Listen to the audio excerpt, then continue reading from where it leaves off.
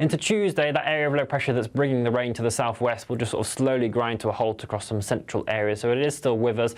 The band of rain will be swirling its way around first thing on Tuesday for parts of Wales, the Midlands, into parts of Yorkshire and Lancashire as well. Behind that, we'll start to see some sunny spells and showers developing again. Some of those will be on the sharp side at times. Wednesday looks like it could be a slightly drier day for many of us, but there is further rain on the cards towards the end of the week. Bye-bye. Looks like things are heating up. Boxed boilers, sponsors of weather on GB News.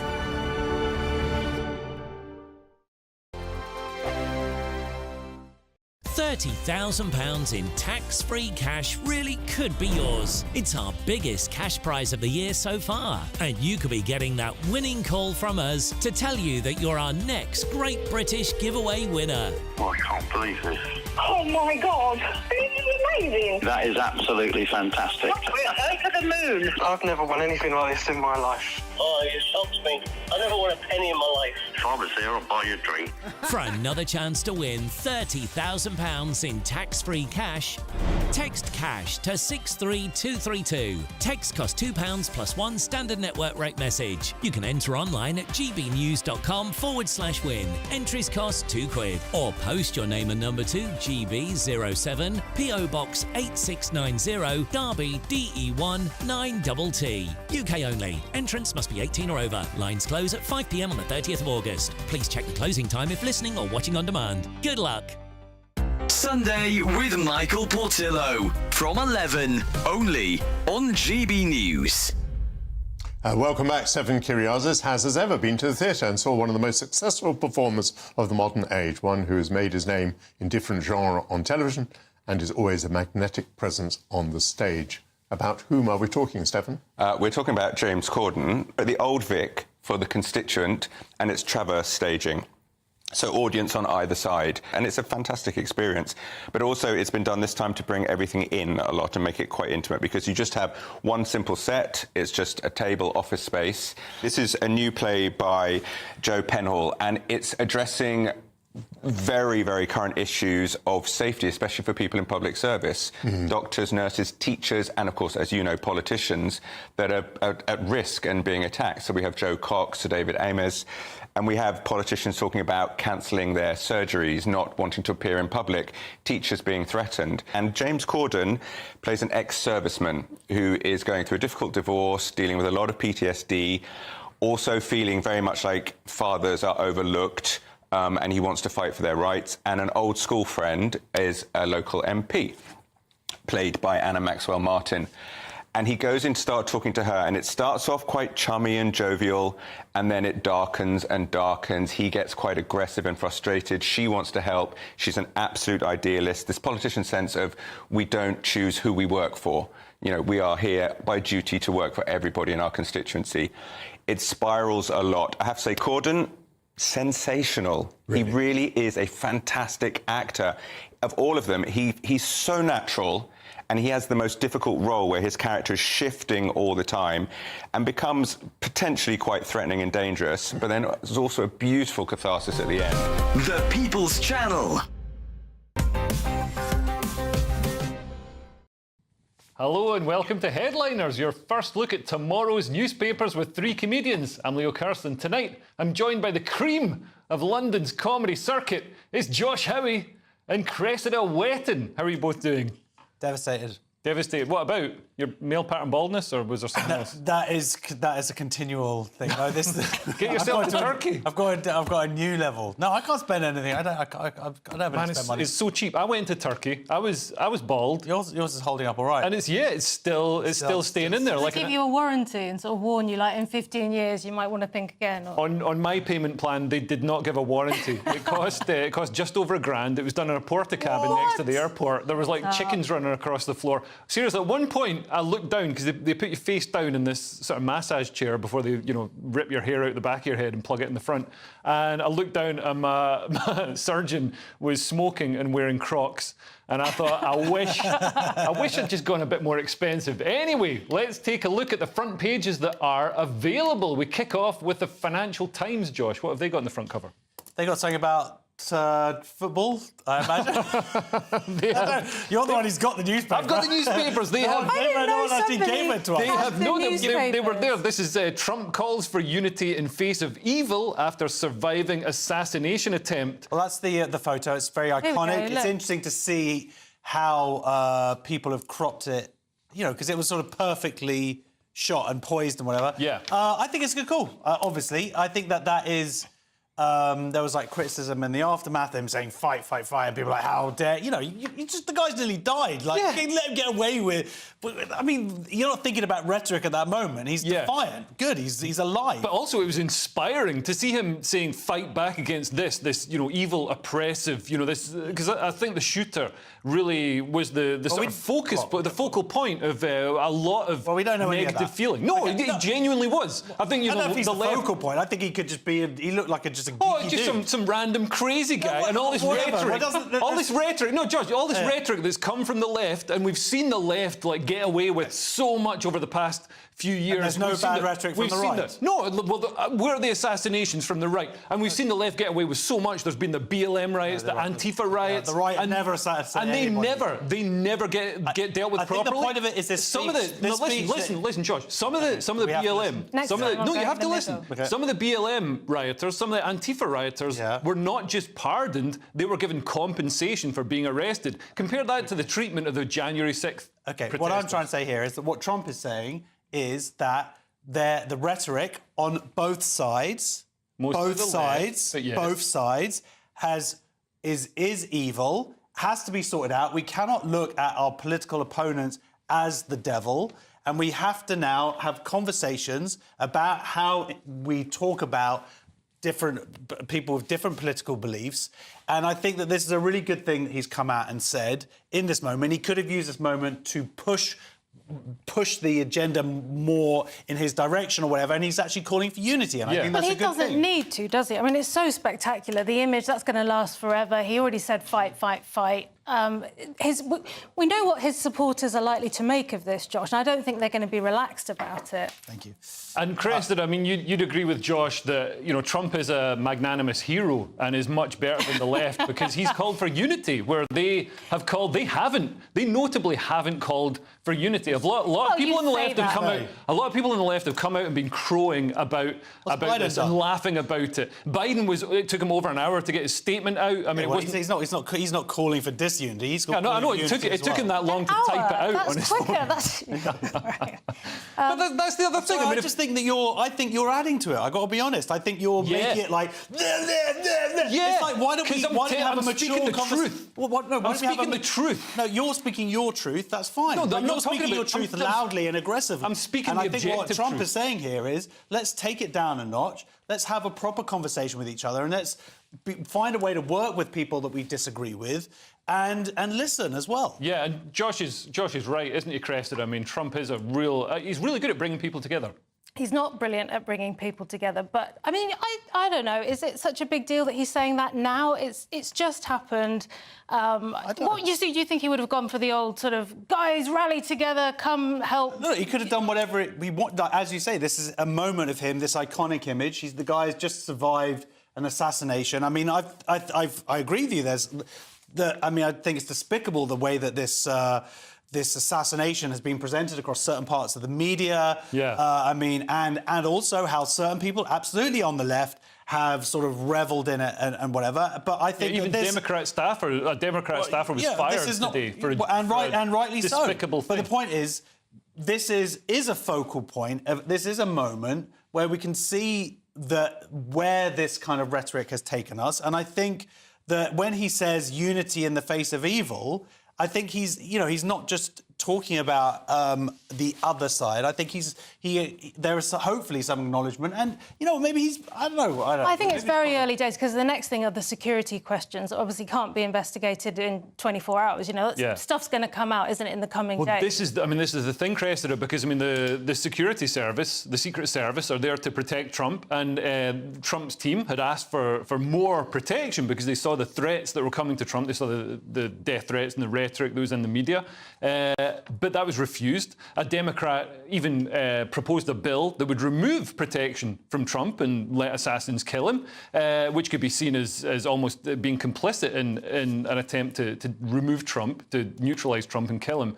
But other people are saying that this isn't malice, this is just ineffectiveness, because diversity, equity and inclusion has gripped all branches of the government executive. And we saw the women, these tubby women fumbling for their guns, it was like watching somebody try to parallel park.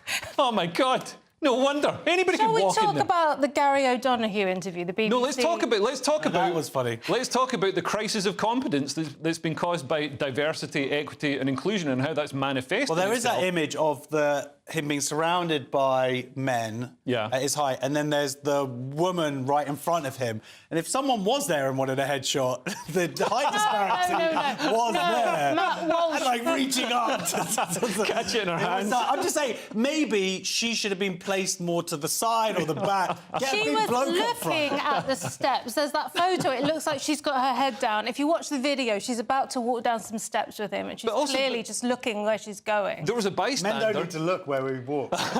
There was a bystander who saw the sniper on the roof, and this was a BBC interview. That's what I'm talking about. Yes, Gary O'Donoghue, and amazingly they let it out. So the guy being interviewed is telling him with great passion that he was warning the security services that he could see this guy on the roof with a gun, and he was very adamant that he knew that it was a gun, he could see it was a gun.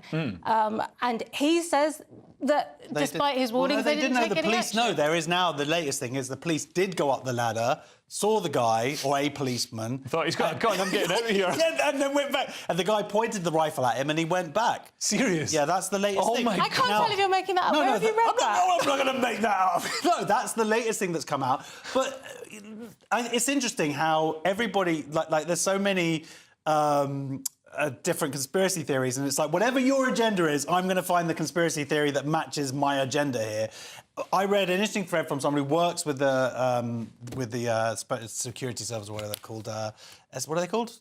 Secret Service, Secret SS, USSS.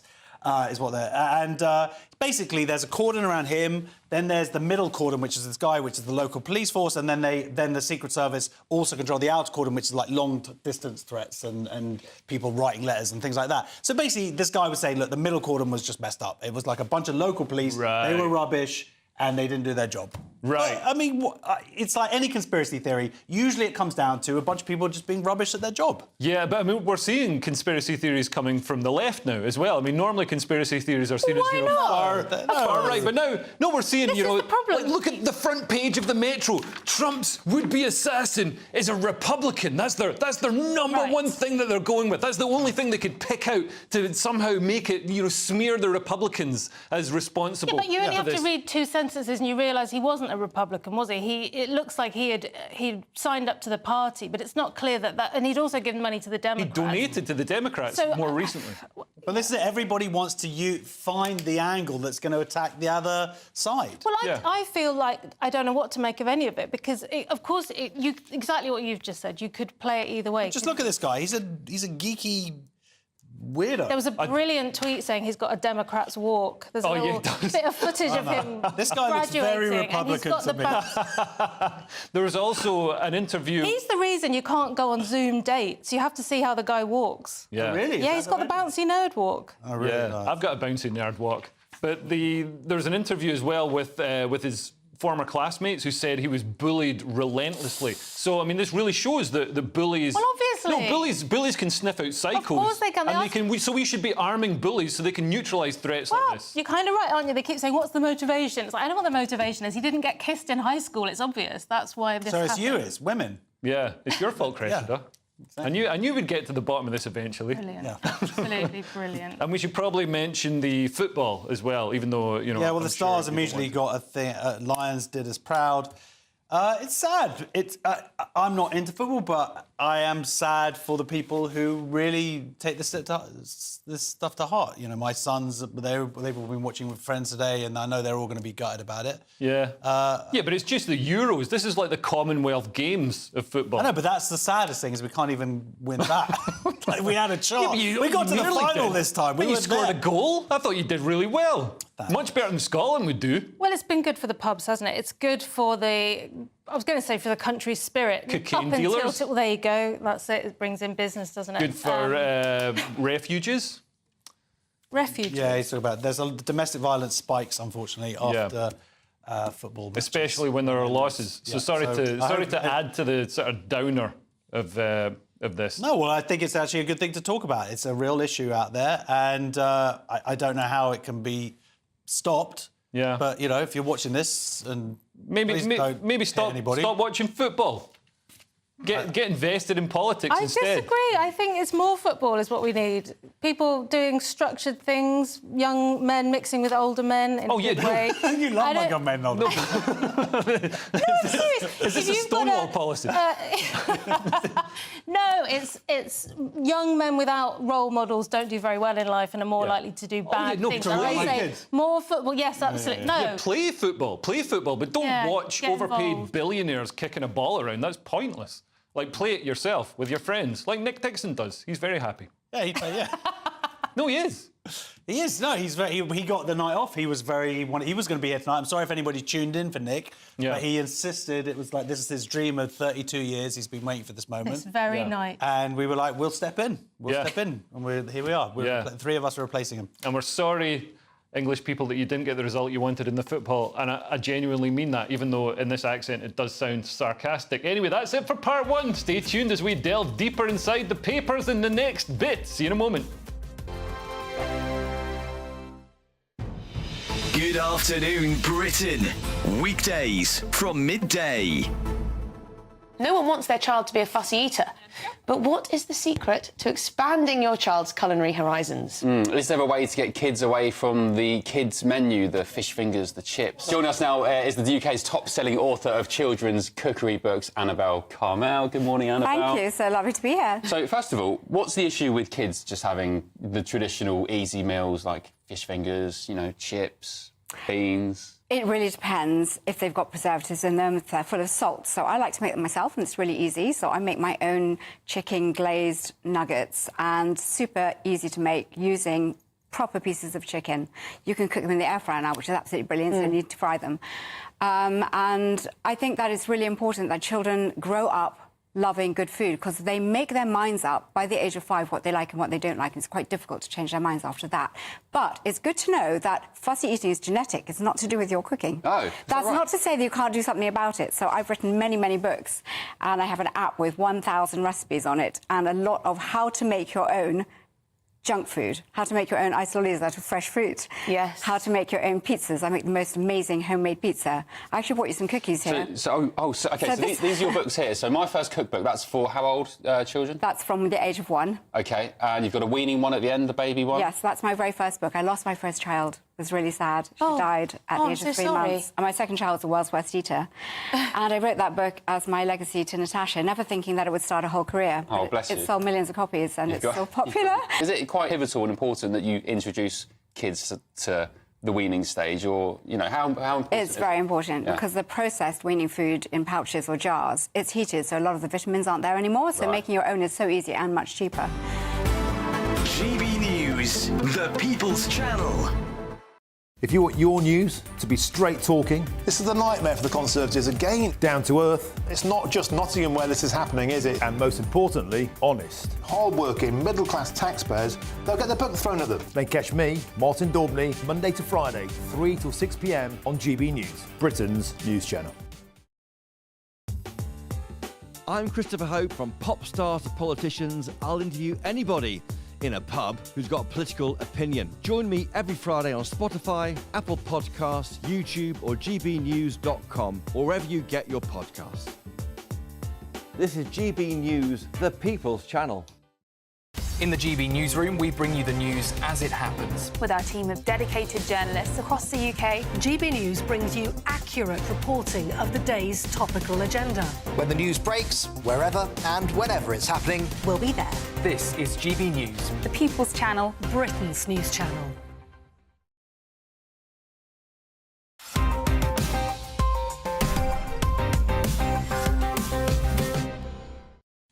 Welcome back to Headliners. I'm Leo Kirst. I'm still here with Josh Howie and Cressida Wetton. And Cressida thinks this is the best show ever. Kicking things off, the Daily Mail has an update on the Trump shooter and the evidence that he planned mass killing on an even larger scale, Josh. Yes, he had FBI finds bombs in Trump shooter Thomas Crooks Matthews' car and home. So, yeah, they found a bunch of explosive devices. And the whole article is really the Daily Mail talking about how he graduated from school 2 years ago. Yeah. I think they said it about 4 times. And it's like, I think they think that it's like amazing that he would have graduated school 2 years ago and he's still doing this kind of thing after 2 years. He hasn't grown up yet. Yeah, it's very Elliot Rodger. They're used to this in high schools in America. And, But then you're supposed to learn a trade or do something meaningful with he's not moved on. He's not moved on beyond the high school shooter phase, Yeah. which is sad. Obviously. Cressida, do you think he should have, if he found a job and a girlfriend, do you think we'd be avoiding all this? Absolutely, that is what I think. I think we'd be in very different circumstances. Well, somebody else probably would have done it, but not him. And of course, what we're doing is what we always do, and we're talking about it loads, and he's now super duper famous, so he's just inspiring the next guy who's currently probably brewing somewhere. Yeah, I feel that people don't do stuff like this for fame anymore, like they did back in the day, because anybody can get famous just by going on social media and being a horrible dancer. So there's no need to commit terrorist attacks. I think this was really politically motivated. So you think he should have been on TikTok more? Yeah, if he was a bad... he could be in the American family, whatever they're called. Family? No idea. I don't know. But I don't think they're trying to get TikTok famous. I mean, it's like it's an extreme kind of depressive, like nihilistic gesture, isn't it? Yeah. Yeah, no, absolutely. But it's also, I mean, the rhetoric, and Josh is right, there is this rhetoric on both sides, but people see their side as the only solution to the ills of the state. I don't know how Democrats can imagine that for a moment, but they really do believe that. So they see Donald Trump, they're told this is a fascist, he's the orange Hitler, so he needs to be destroyed, he's going to destroy democracy. So you think there's some altruism in there? Well, I think these people they genuinely believe that they're doing something for good. And I'm talking, when I say that, I mean all left. But don't you think that there are also people who do assassinate for multiple reasons? You got the guy who killed John Lennon. I don't think he was doing it for some moral good. He did it because he wanted to be famous. Yeah, and then there's, the person who shot Reagan who wanted to impress Jodie Foster. So there's a variety of options there. She wasn't such a good actress. Yeah. Then Reagan would have been better, so you just So do you think these bombs imply that he didn't think he was going to die? Because obviously he died within seconds. I think these bombs imply that it could have been much, much worse than it was. I mean, tragically, somebody did lose their life, and there's 2 more people fighting for their lives at the moment. So, I mean, it's still, a horrific tragedy. But it could have been even worse. Anyway, moving on, we've got The Guardian now with a warning that British politics is becoming as violent as American politics, Josh. Yeah, UK government advisor warns assassination attempts becoming more likely. Now, this is John Woodcock. He's the UK's government advisor on political violence. And what's interesting here is he gave an interview, but he actually did it on Friday before what happened to Trump. And he was already talking about it. So what this really is in response to what happened to various MPs in our... Jess Phillips, but not just Jess Phillips, a bunch of people, and how... messed up the electoral procedure was. Basically intimidation, violence. Who was it coming from? It came, unfortunately, from predominantly the Muslim community. Where it's coming from. Not all Muslims, but the extremist Islamists, and banded together. And their behaviour was despicable, undemocratic, thuggish. So this guy is calling them out, again, not really identifying who. He talks about different constituencies or different communities or whatever. Not really. He does eventually call them out. He's tiptoeing around. Yeah, he says many communities. It's like, I'm sorry, this is a real issue. It's Islamists and far left cranks. And this is something that really struck me when Jess Phillips was heckled, and the amount of intimidation and harassment that was directed at her and her team throughout the campaign, tires slashed, all the rest of it. And it just, as Josh says, not me, I don't want death threats, but as Josh says, it came from Islamists. And And Jess said, toxic masculinity. Yeah, Jess said, "Oh no, this had nothing to do with the Islamism or anything like that. This was just men. It was just men doing it because that's what men do." And it's like, well, were there Christian men? Were there atheist men? Were there Jewish men? And it's like, no, there weren't, Jess. Do you know what, though? All of this means that becoming a politician, you have to be really, really tough, and that sort of suits you, doesn't it? There need to be warriors now getting involved in politics. Like Paddy Ashdown. If you like. There won't be any... It's not very be kind, is it, at the moment, politics? No. No, but the problem is here, this is an emboldenment of extremist Muslims in this country who have been emboldened by 9 months of hate marches, of the police pretty much letting them get away with some pretty crazy stuff. And now we're seeing the end results of that, where you have these groups of men marauding around, mostly men marauding around, and thinking that they're untouchable. You see, there was a guy got arrested in Leicester, was it, this week? And then a big group of people forming outside saying, we're going to show that we don't stand for this. The guy committed offences, terrorist offences. I mean, and you're going to come along and change the laws of the country. Well, this is it. I mean, maybe arguably they're doing it for a democratic means. A step towards the end of democracy, isn't it? If we can't... Well, it is if our society doesn't fight for it. Sorry to interrupt, but...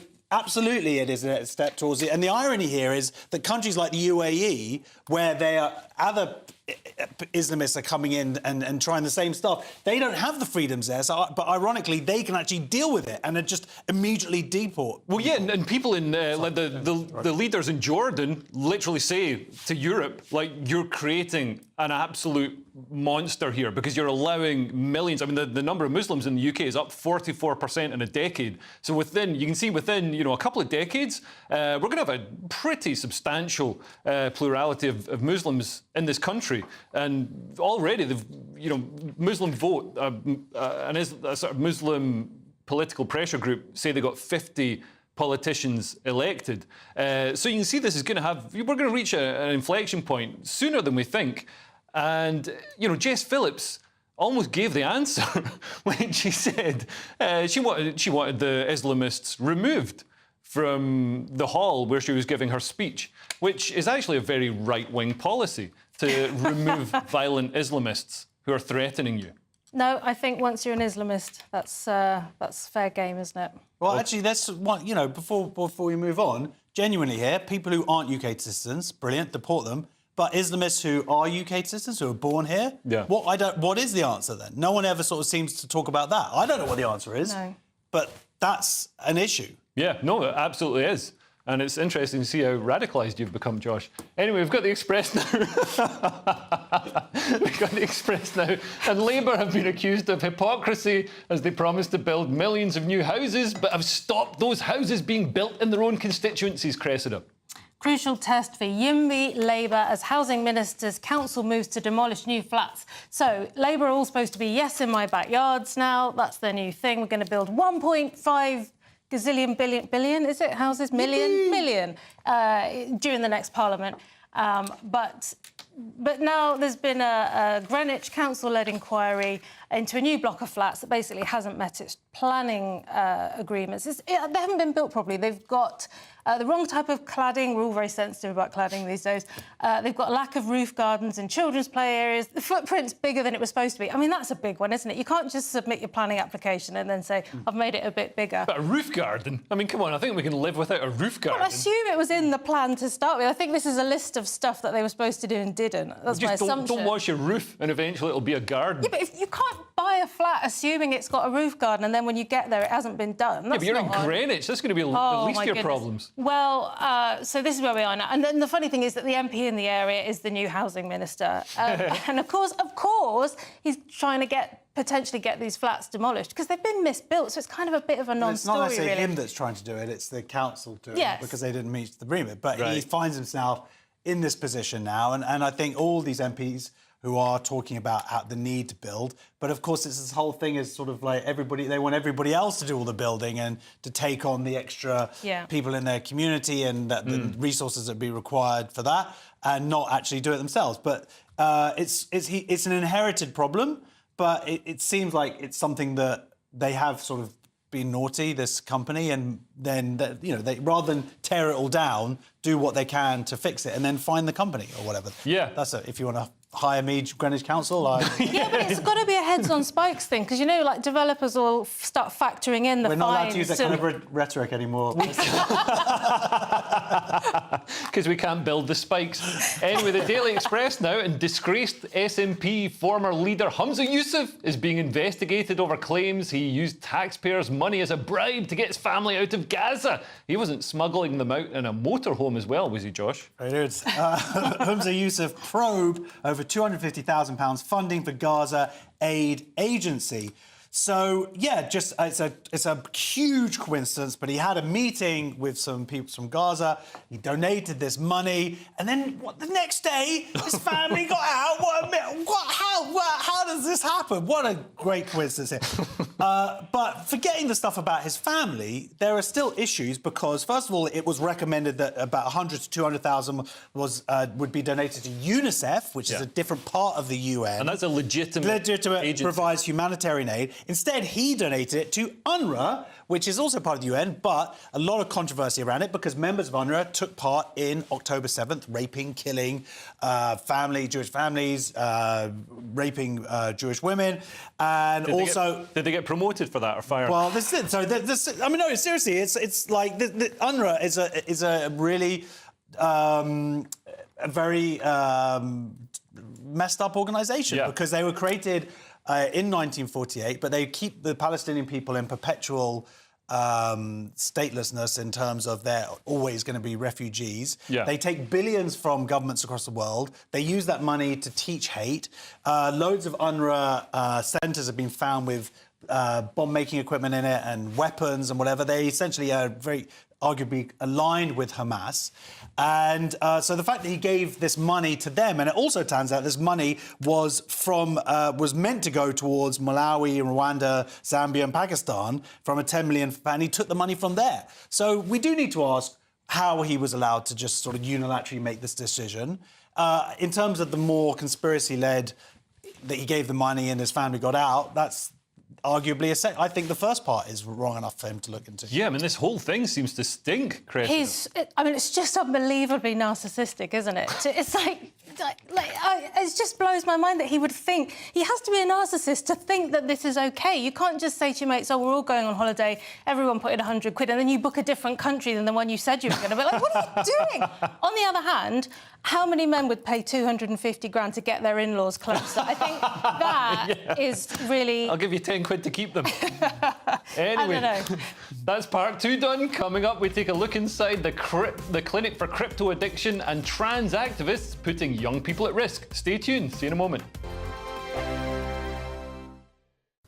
Hello there, good evening. This is your GB News weather update provided by the Met Office. Many of us are ending this weekend on a reasonably calm note.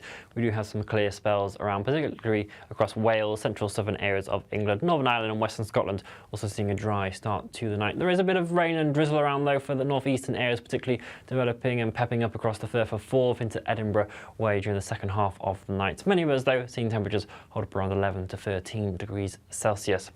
For your early morning rush hour then on Monday, there will be a little bit of cloud around, certainly for the northeast of Scotland, some drizzle underneath all of that, perhaps some misty, murky conditions, particularly around some coastal areas. But generally further towards the west, there will be some quite bright sunshine first thing. Still, though, that drizzle perhaps lingering through the central belt. Northern Ireland getting off to a pretty fine start for this new working week, some sunny spells in there. And also for parts of northern England, it will be much brighter compared to recent days that we have seen, feeling a touch better here. For the far south, though, it is this area of rain that we have our eyes on. This will be turning very heavy very quickly as we head throughout the morning, with some thundery downpours, possible torrential rain. There could certainly be some difficulties on the roads and travelling, so do take care here. And there is a rain warning in force for southwest England and Wales throughout much of Monday.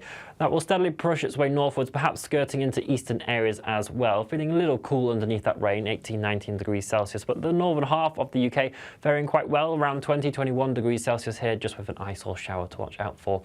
Into Tuesday, that area of low pressure that's bringing the rain to the southwest will just sort of slowly grind to a halt across some central areas. So it is still with us. The band of rain will be swirling its way around First thing on Tuesday for parts of Wales, the Midlands, into parts of Yorkshire and Lancashire as well. Behind that, we'll start to see some sunny spells and showers developing again. Some of those will be on the sharp side at times.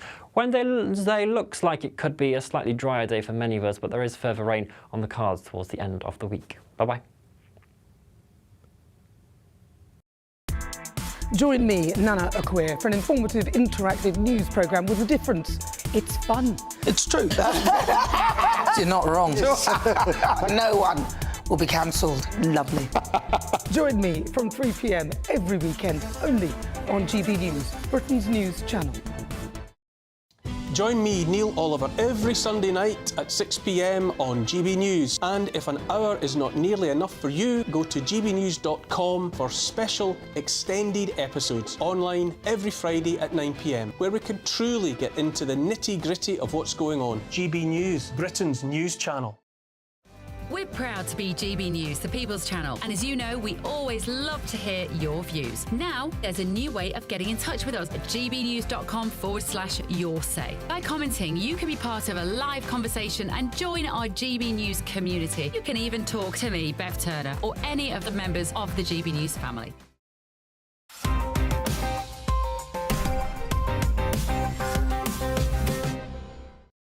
Welcome back to Headliners. We've got the Telegraph now, and Labour have said that drugging, sterilising and maiming children in the name of gender ideology isn't a good idea. And blue-haired communists aren't happy about it, Cressida. Exactly. Trans activists putting vulnerable young people at risk, says Streeting. So Wes Streeting has turned a corner on this and is now acknowledging that transing children is not always a good idea. And he's saying that the activist language is putting children at risk. Fair enough. So the Tories had already decided they were going to put a temporary ban on puberty blockers for kids, and Labour have now decided they're going to make that permanent. And as you say, the trans activists are not happy about it. And they're saying that Streeting's going to have blood on his hands, which is... It seems to be the opposite of what's going to happen. That's what I would argue, because Leo. Streeting is saying we're not going to do any vivisection on children who think that they're trans, which is, you know, Josh, often seen as a sort of social contagion that catches on, and it's quite often with vulnerable kids who have autism or other conditions. Well, Wes Streeting has done this crazy thing, right? He looked at something called evidence, or in this case, the lack of it. There's a 400-page CAS report that showed that there wasn't the evidence that transing children or allowing them to take puberty blockers and surgery and all that other thing has any long-term benefits. Or sure, in fact, negative impact on them. Well, this is, but the activists are still peddling this idea that if you don't intervene, you're going to have suicide on your hands. I guess the problem is that the activists are ideologists, so it's a religion to them, so you're never going to be able to convince them that their religion is wrong. Well, they're sprouting some insane stuff online. They just go, oh, my God. I think Owen Joesday said something about trans suicides going through... He didn't say going through the roof, but he... you know, but this is what a lot of the trans activists are saying, that how... This has led this banning of puberty blockers has led to this. Now, what is a social contagion is suicide. So when they are spreading that rhetoric, then I would argue that does far worse. It's always been a false rhetoric anyway. It's always been lots of made-up statistics about violence towards how trans people are the most at vulnerable risk in the world and all this stuff. And it turns out the numbers were black prostitutes, trans women in Brazil. And this was their statistic to prove that all around the world. So getting off all of that, we have a new Labour Minister for Health. He's looked at the evidence closely. Not only that, he's come much more from the other side, where he used to be much more closely associated with the trans ideologues. He has seen the evidence. He's changed his mind. He's come out. He's doing his job, which is to protect children. This is the greatest medical scandal of our era.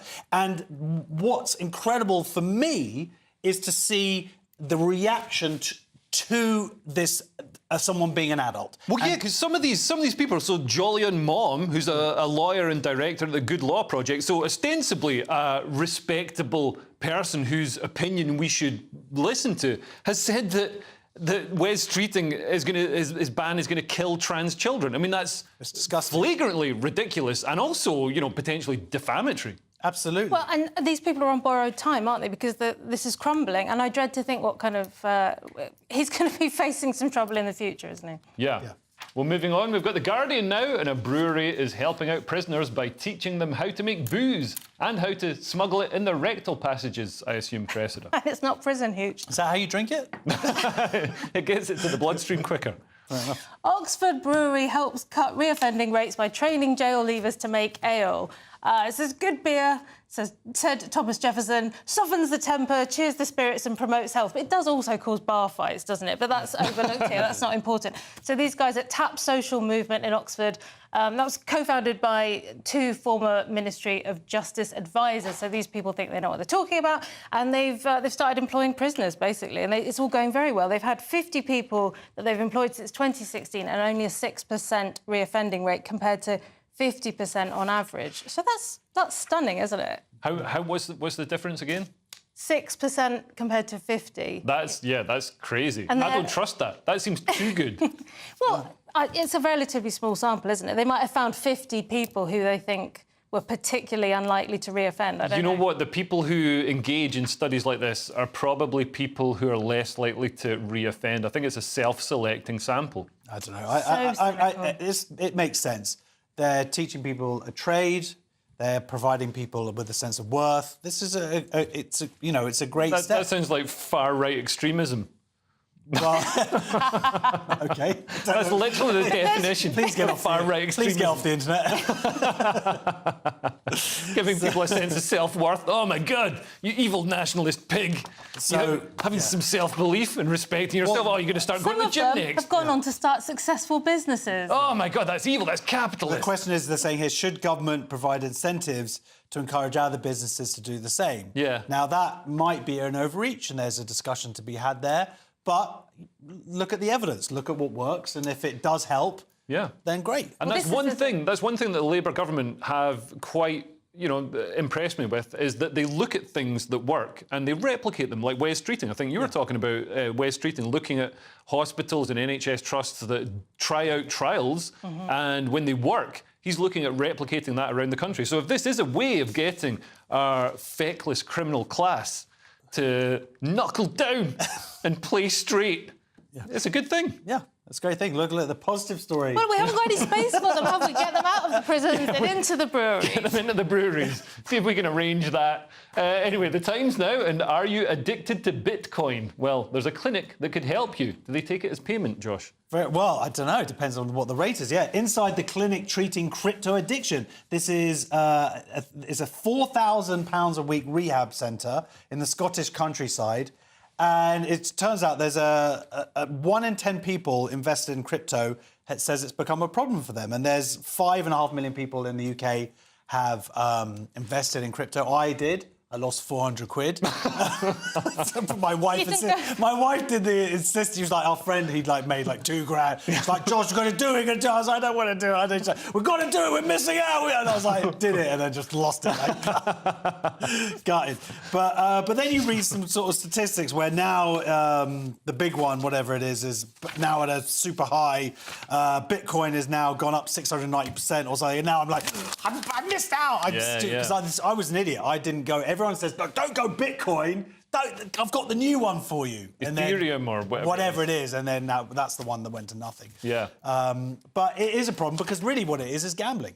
Yeah. Well, yeah, because it's not like investing in companies that pay a dividend and grow and actually provide something useful. It's essentially a valueless token that it's only just based on people's belief. In a lot of ways, it's like fiat currency. It's just gambling, isn't it? And they've all got gambling addiction. It's like B.F. Skinner's rats. Occasionally you get a reward, and so they keep coming back, and it gets worse and worse. Yeah. And apparently 21% of these people are having their treatment funded by the NHS. That's a lot of money from the taxpayer.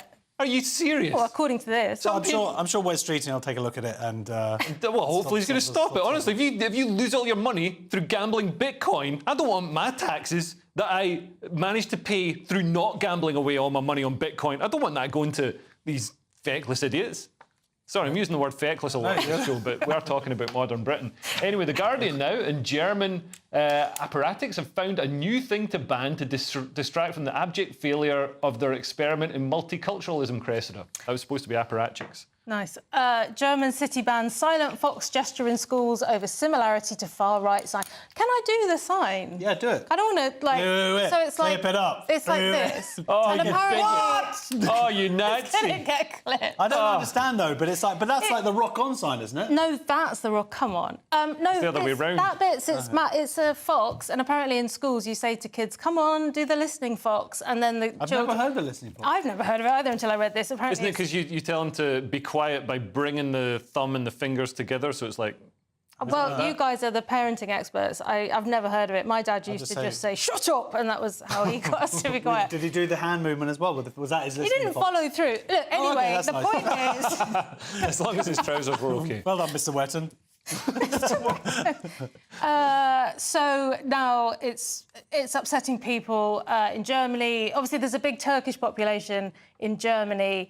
And what's the link to Turkey? It's far right. It's a far right. Yes, even though they're Turkish. Exactly. So in Turkey, it's a wolf yes, salute, it's they call it, wolf. where you apparently make they do this the same wolf. thing. I think they've got a whole range. You can do the bunny rabbit if you're not that far right. The and grey wolves. You can do a butterfly if you're not if you're in the Green Party. They're hardline nationalists and Islamists with hatred shown towards Kurds, Jews, Christians, Armenians, Greeks, the EU and the US. That's pretty much everyone there. It sounds like great guys. The other reason they don't want this in schools is because of its regulatory style. It's too dogmatic and condescending for children. No, I don't believe that. I don't believe that's what it is. I think that they're only saying that after the fact. Yes. They're banning it because of this connection. Yeah. And then people are saying, well, why should we lose a part of our culture that's been an innocent part? Oh, the silent fox or whatever it is. Listening fox. And now because it has this connection to this horrible far-right group, that we've essentially imported part of them, like now we have to come up with some other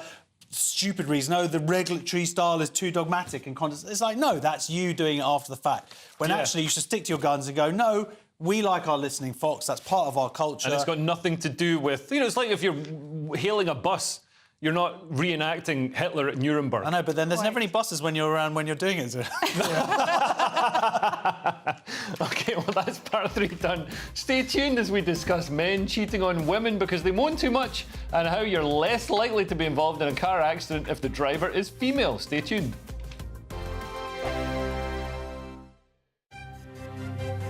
GB News Breakfast. Every day from 6 a.m. Meghan Markle has reportedly finished filming her new show for Netflix. It aims to celebrate the joys of cooking, gardening, entertaining and friendship. Yeah, this comes after Prince Harry's Netflix documentary, The Heart of Invictus, failed to hit the right note with viewers missing out on the top 10 in the streaming charts. So, will this next venture be a success? Well, joining us now is royal commentator Kinsey Schofield. I know I've talked to the both of you about Meghan Markle potentially running for president, so this feels like a bit of a dud to go from Meghan Markle running for president to Meghan Markle's Netflix series about friendship and cooking. So she's wrapped this recent show. They rented a home near hers in Montecito so that as their cooking set.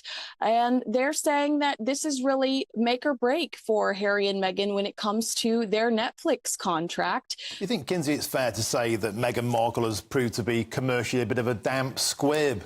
Even in America, her native homeland, she's kind of Oprah without the audience when it comes to the cooking. Also, is she kind of, do you think... They saw her as the golden ticket, didn't they, to unlimited revenue, unlimited audiences, and it just hasn't happened. Look, I think Meghan is a beautiful woman, and I do think she's talented, but I think how you treat people is incredibly important. And not only was she rumored to have been cruel inside Kensington Palace with several bullying allegations, but here in the States, Archwell Productions, their audio section, their scripted section, they've gone through several employees. And I think it's a reflection on the way that people are treated there. And I think as a viewer, you might get that. You might feel that way. And maybe that is where the appeal has been lost. GB News, the People's Channel. I'm Christopher Hope. From pop star to politicians, I'll interview anybody in a pub who's got a political opinion. Join me every Friday on Spotify, Apple Podcasts, YouTube or gbnews.com, or wherever you get your podcasts.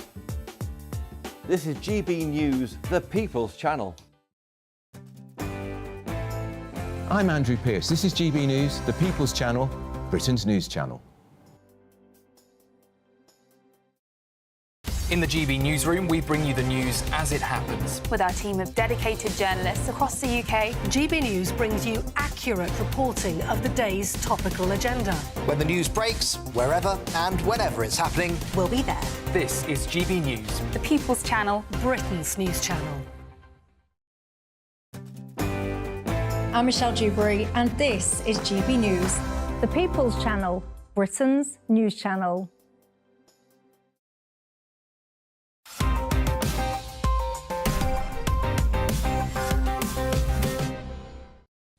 Welcome back to Headliners, and I'd just like to give a shout out to Fraser Danbury, our producer, who is moving on to pastures new. He's been absolutely fantastic, so we wish you all the best for the future. Fraser, may the winds carry you. That sounded like I was trying to do some sort of Scottish saying, it didn't really work. Anyway, we've got the Telegraph now, and apparently we're living under austerity, but the government somehow still has taxpayers' money left over to spaff on feminist witch conferences, Josh. Yeah, it's sad Fraser's leaving. Been 2 years. Anyway. He showed me the ropes. Indeed. Anyways. Is he into shibari? What's shibari? No, it's much worse than that. that's He's into something- TV production. You're much more painful and humiliating. Anyway, feminist witches will cast spells at taxpayer-funded academic conference. Oh God! Yeah, this is we get 8.9 billion goes on university research, and I don't think it gives any figures as to what this does, but this is called Witching the Institution, Academia and Feminist Witchcraft. You know, but there are some interesting things here, but there's something that Cresta, I think, would like here. You can have a promise they can do hexes for the guy who persistently talks over you. Well, they think they can, but they won't find one tall enough for headliners. Yes, it's all a bit much, isn't it? Can you really have spells and rituals at an academic conference? Is that they've got right? like a queer tarot reader and an interdisciplinary feminist researcher. I mean, is this a taxpayer-funded... the worst kind of feminist researcher, by the way. Is this a taxpayer-funded conference, or is this a Netflix special? Now that you're a strong, independent Scottish woman, I think we should put you forward for this. I think we should send you along and see how you... That would make a fun documentary. A witch's ladder? What's a witch's ladder? And you can weave into our various griefs, angers, hurts, frustrations. Oi, they sound fun. they sound It's a little bit anti-male, isn't it, all of it? Is it anti-male? I don't know if it's just anti... Oh, can you imagine if there was a workshop where you were allowed to create, what was it, a hex on the woman that does something? I mean, that wouldn't be... My mum's a witch, you know. Really? Yeah. Like a real witch? Yeah, well, she thinks she is. Is she an academic witch? No, she's not that bad. She got a witchy ladder? No, but she's always going on like, witches, I'm witch, you know, because it's like reclaiming the word witch. I used to have a friend who was into joss sticks and stones and stuff, and he was a witch. He just went to festivals. I love Joss Stone. Anyway, moving on, we've got the Daily Star now, and a British glamour model has the answers to a happy relationship. Is part of it being a glamour model, Chris? I think it might be. And also, what are her older years going to be like? Men cheat because women moan too much. They don't know how to pleasure them. That's her opinion. She's not just... I mean, she's a sex worker, so she thinks she knows. She probably does. She's a racy model, and she claims that men cheat because women moan too much. Yeah, but...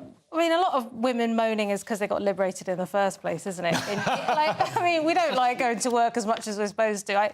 I think... Would you rather be at home with, a stove with some... I'm very unlikely to find out, aren't I? But Rachel Reeves is hell-bent on closing the gender pay gap. I want a politician who'll widen the gender pay gap. Yeah. That would be great, you know, so wide that he's at work, I'm at home. I think that would be brilliant. But this lady... If anybody's watching and has a job... This lady... she thinks that she picks up some of the slack from the unhappy men. She gets a lot of bookings, and I think this is an advert. Well, she says what they don't understand is that moaning is unattractive. No, I think my wife understands that. She used it quite deliberately as a way of keeping me... She's not doing it to decorate the house, to... Oh, that, you think the whole thing... No. Yeah, we're in the middle of decorating it. No, I meant her being like a bauble to entertain you. No, of course not.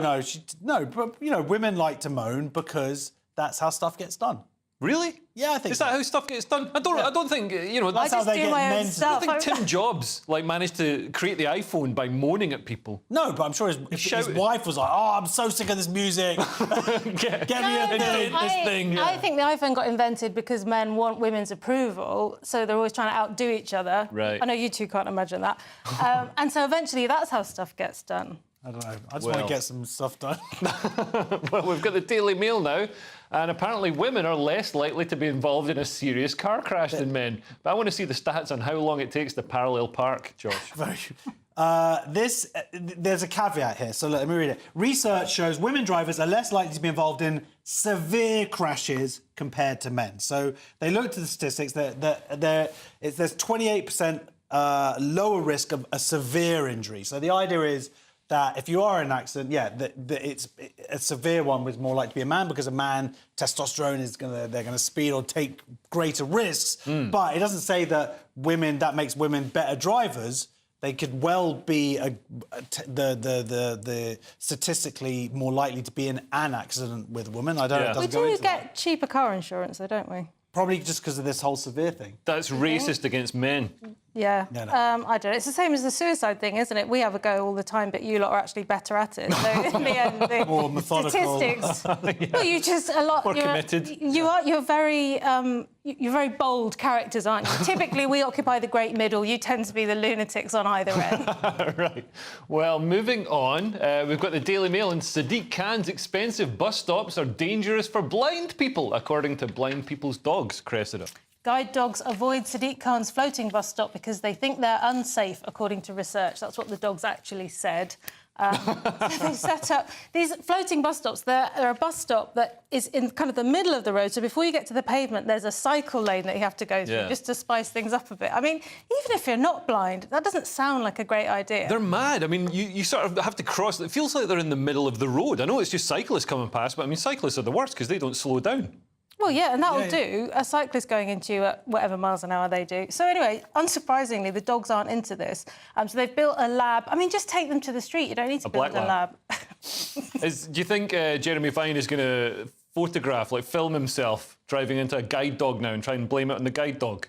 Yes. Yeah, well, no, because the guide dogs won't get involved. I feel like the guide dogs don't want to be, they don't want to update their training. Yeah. You know what I mean? I feel like I graduated 10 years ago and it's like, I don't want to have to do a new module or something. In fairness, if they graduated 10 years ago, they're going to be dead pretty soon, so... Oh, yeah. So sad. Sorry, that's a bit of a dull note. But that's dead blind dogs. Yeah, the show is nearly over, so let's take another quick look at tomorrow's front pages. The Daily Mail has Trump says evil won't win. The Telegraph has Trump says God saved my life. The Guardian has US reels after assassination attempt on Trump at rally. They're up to date. The Financial Times leads with Trump calls for unity in face of evil after surviving assassination attempt. And those were your front pages. And that's all we have time for. Thank you to my guests Josh and Cressida. I'll be back tomorrow at 11 p.m. with Nick Dixon and Kerry Marks. And if you're watching at 5 a.m, stay tuned for breakfast. And see you tomorrow. Till then, good night. God bless. Bye, and Fraser. Goodbye. Bye, Fraser. That warm feeling inside from Boxed Boilers, sponsors of weather on GB News. Hello there, good evening. This is your GB News weather update provided by the Met Office. Many of us are ending this weekend on a reasonably calm note. We do have some clear spells around, particularly across Wales, central southern areas of England, Northern Ireland and western Scotland, also seeing a dry start to the night. There is a bit of rain and drizzle around though for the northeastern areas, particularly developing and pepping up across the Firth of Forth into Edinburgh way during the second half of the night. Many of us though seeing temperatures hold up around 11 to 13 degrees Celsius. For your early morning rush hour then on Monday, there will be a little bit of cloud around, certainly for the northeast of Scotland, some drizzle underneath all of that, perhaps some misty, murky conditions, particularly around some coastal areas. But generally further towards the west, there will be some quite bright sunshine first thing. Still, though, that drizzle perhaps lingering through the central belt. Northern Ireland getting off to a pretty fine start for this new working week, some sunny spells in there. And also for parts of northern England, it will be much brighter compared to recent days that we have seen, feeling a touch better here. For the far south, though, it is this area of rain that we have our eyes on. This will be turning very heavy very quickly as we head throughout the morning, with some thundery downpours, possible torrential rain. There could certainly be some difficulties on the roads and travelling, so do take care here. And there is a rain warning in force for southwest England and Wales throughout much of Monday. That will steadily push its way northwards, perhaps skirting into eastern areas as well. Feeling a little cool underneath that rain, 18-19 degrees Celsius, but the northern half of the UK faring quite well, around 20